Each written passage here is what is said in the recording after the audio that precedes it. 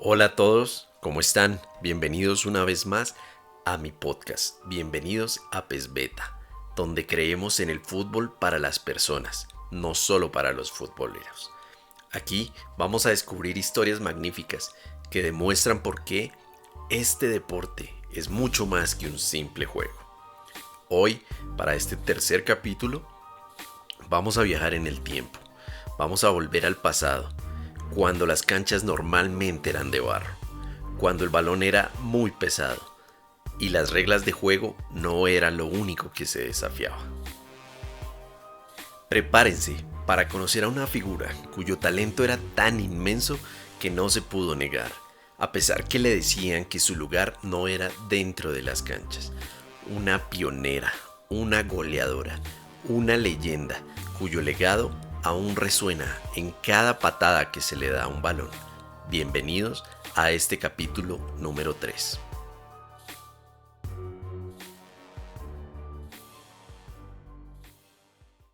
Imaginémonos por un momento los inicios del siglo XX, más específicamente el año de 1905. En ese momento, la sociedad británica estaba fuertemente dividida por las clases sociales. Teníamos en el tope de la pirámide a la aristocracia, claro. En el medio, una clase media. Y finalmente, en la última parte, una vasta clase trabajadora. El lugar de nacimiento prácticamente dictaba el destino de las personas en esa época. El norte, prácticamente industrializado, ciudades como Preston estaban llenas de fábricas textiles y de ingeniería, las cuales moldeaban el diario vivir de los ciudadanos. En este contexto, el rol de la mujer era profundamente estereotipado.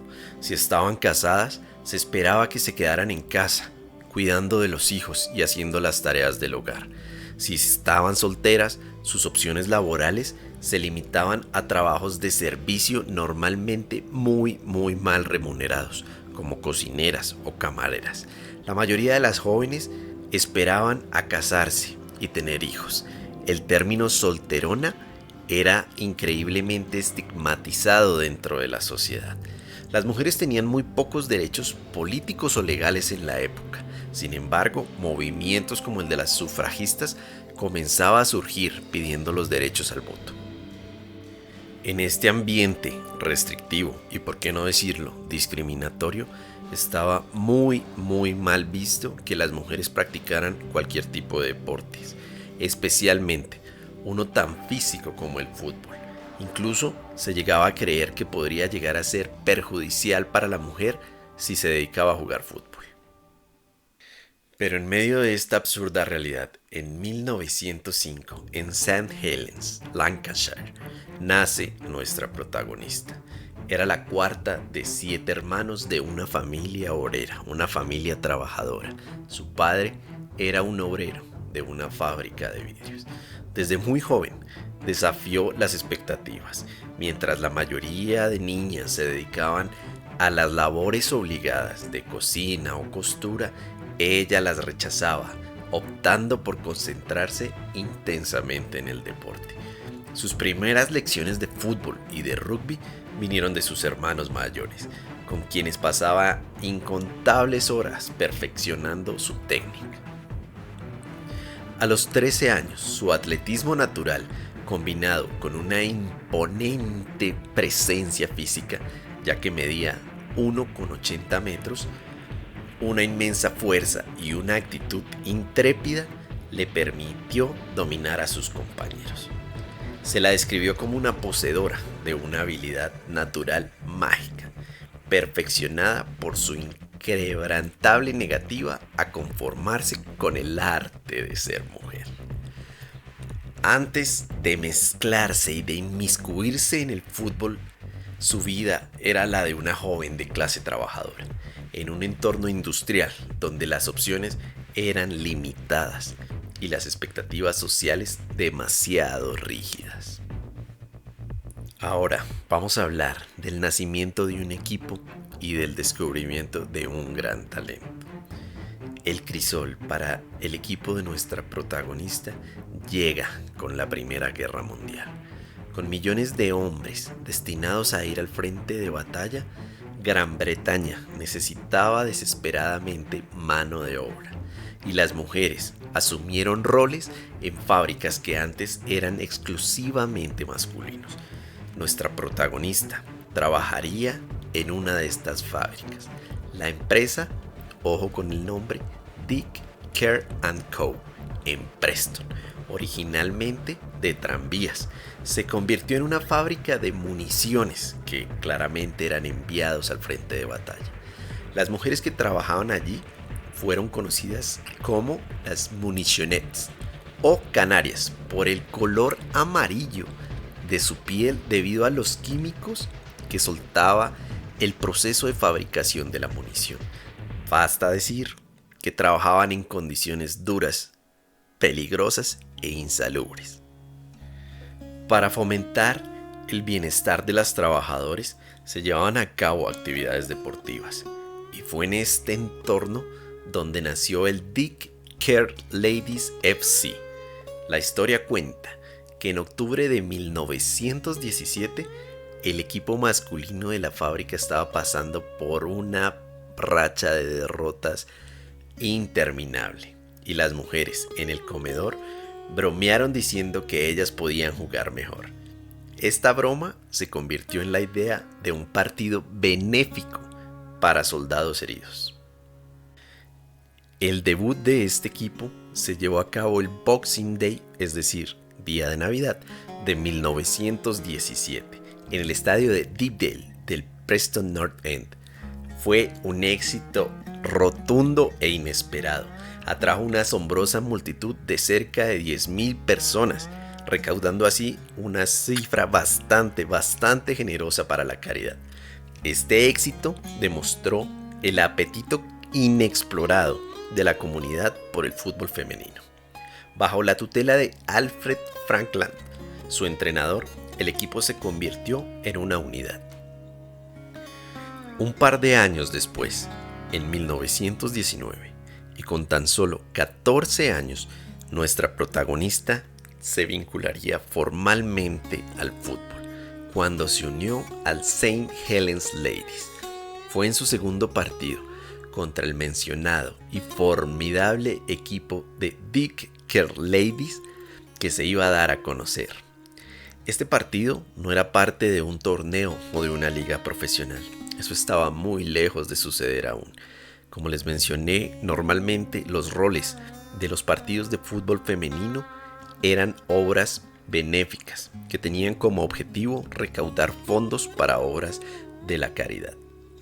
A pesar de que su equipo perdió 6-1, la actuación de nuestra protagonista logró cautivar al entrenador rival, sí, a Alfred Frankland, el perspicaz gerente del Preston.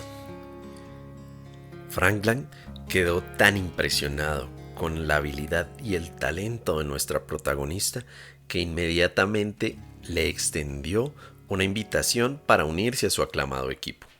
La oferta fue innovadora. Incluía un trabajo garantizado en la fábrica de Dick Care & Co., alojamiento en Preston y un pago de 10 chelines, aproximadamente $130 por cada partido que jugara. Una suma considerable para una mujer de clase trabajadora en ese momento. Ella aceptó, se mudó a Preston y su impacto fue inmediato. En la primera temporada con el equipo marcó una cifra de 43 goles, tanto así que un periódico local la aclamó como probablemente la mayor prodigio del fútbol en todo el país. En esta época, el fútbol masculino en la Gran Bretaña ya estaba altamente organizado, ya era un deporte profesional y altamente competitivo, con ligas establecidas y una inmensa popularidad, atrayendo a grandes multitudes. Sin embargo, el fútbol femenino, aunque ganaba popularidad masiva y atraía a decenas de miles de espectadores, seguía siendo visto principalmente como una actividad benéfica y amateur, y enfrentaba una fuerte resistencia institucional. El Dick Care Ladies con nuestra protagonista como su principal estrella, trascendió sus orígenes para convertirse en una sensación nacional e internacional. Atraían multitudes masivas a sus partidos benéficos. En 1920 jugaron el primer partido internacional contra un club francés, atrayendo una suma de 25,000 espectadores. Ese mismo año, en el Boxing Day, lograron reunir a 53,000 espectadores, un récord mundial para partidos de clubes femeninos que se mantuvo por más de 98 años. Esto fue en un partido contra el St. Helens Ladies en Goodison Park, dejando incluso a miles de aficionados sin poder entrar. El equipo se convirtió en un favorito de los medios, apareciendo regularmente en los noticieros de la época, y sus jugadores se hicieron nombres conocidos. Incluso fueron pioneras en la equipación del fútbol femenino, siendo las primeras mujeres en la historia en jugar con pantalones cortos. Pero el ascenso meteórico del fútbol femenino se detuvo de forma abrupta y devastadora, e injusta, hay que decirlo. El 5 de diciembre de 1921, la Asociación de Fútbol Inglés, FA, emitió una prohibición general, impidiendo a los clubes afiliados permitir que los equipos femeninos utilizaran sus campos y prohibiendo a los árbitros registrados por la federación oficiar partidos femeninos. La justificación de la FA fueron que el fútbol era inadecuado para las mujeres y preocupaciones sobre la apropiación indebida de fondos de caridad. Sin embargo, estas razones eran débiles y carecían de fundamento y de sentido. La prohibición fue una reacción directa a la inmensa popularidad del fútbol femenino, que probablemente representaba una amenaza económica y cultural para el juego masculino. A pesar de esta injusta y opresiva prohibición, el equipo del Dicker Ladies, que más tarde fue rebautizado como el Preston Ladies FC, demostró una notable resiliencia. Continuaron jugando en campos no afiliados a la federación, a menudo en entornos mucho menos formales, e incluso se embarcaron en más giras internacionales. Nuestra protagonista continuó jugando durante la asombrosa cantidad de 32 años hasta 1950. Durante este notable periodo marcó, más de 980 goles, un recuento que supera los totales de carrera de muchas leyendas del fútbol masculino hoy en día. Fue a través de esta increíble longevidad, de su prolífica capacidad goleadora y su inquebrantable espíritu de lucha que solidificó su estatus como una verdadera leyenda del juego. A pesar de estos increíbles registros, su vida no se limitó únicamente al campo de juego. Finalmente, dejó su trabajo en la fábrica, formándose como enfermera y dedicándose al cuidado en un hospital. Fue durante su tiempo como enfermera que conoció a su pareja, Mary, en una época en que las relaciones entre personas del mismo sexo estaban profundamente estigmatizadas. Nuestra protagonista y Mary vivieron abiertamente juntas en Preston, negándose a ocultar su relación. Esta postura valiente y rebelde cimentó su legado, no solo como un ícono del fútbol, sino también como un importante ícono LGBTI+, demostrando una profunda integridad personal y un desafío a las normas sociales. No fue hasta 1971, 50 años después, que la Federación de Fútbol Inglesa decidió levantar el veto al fútbol femenino. Nuestra protagonista falleció en 1978, pero su espíritu pionero y sus extraordinarios logros aseguraron que su legado perdurara. En el año de 2002 recibió un honor póstumo, convirtiéndose en la primer mujer incluida en el Salón de la Fama del Museo Nacional del Fútbol. para cimentar aún más su estatus como ícono, como leyenda. En 2019 se erigió una estatua de tamaño natural de ella frente al museo, un tributo permanente a una mujer que desafió las expectativas y abrió el camino para generaciones de futbolistas femeninas. Si quieres saber de quién estoy hablando, quién es la protagonista de esta historia, por favor déjalo en los comentarios, pon su nombre ahí. Y si ya llegaste hasta este punto del video, te invito a que dejes tu like y a que te suscribas para que no te pierdas los siguientes episodios y descubramos juntos más historias.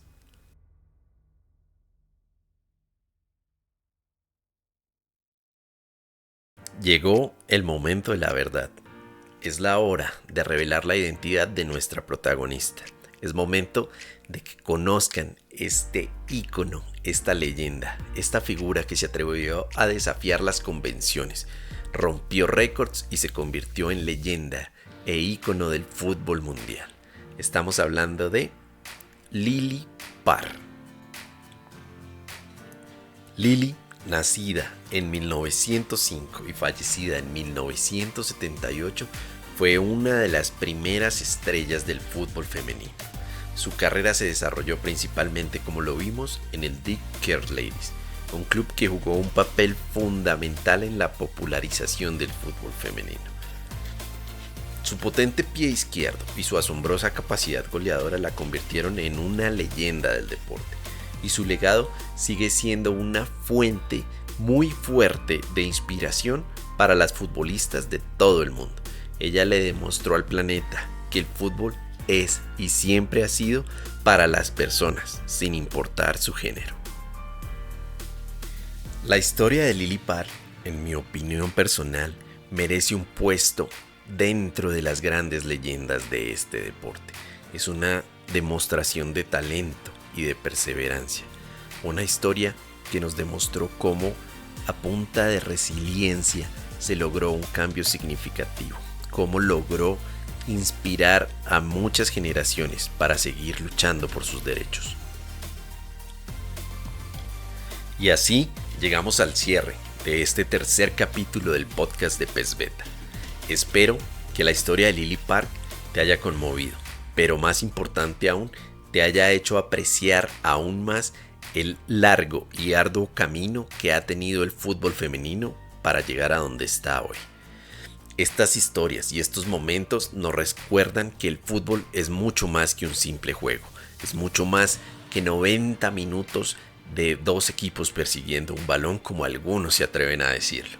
Es una plataforma para la igualdad, para la pasión y la superación humana. Una vez más, quiero invitarlos a que se suscriban, para que así no se pierdan el próximo capítulo, donde desenterraremos alguna nueva historia que seguirá demostrando por qué este deporte es tan hermoso. Los invito a seguir escuchando estas historias que no son solo para futboleros, son para todas las personas. Muchas gracias y hasta entonces. Chao.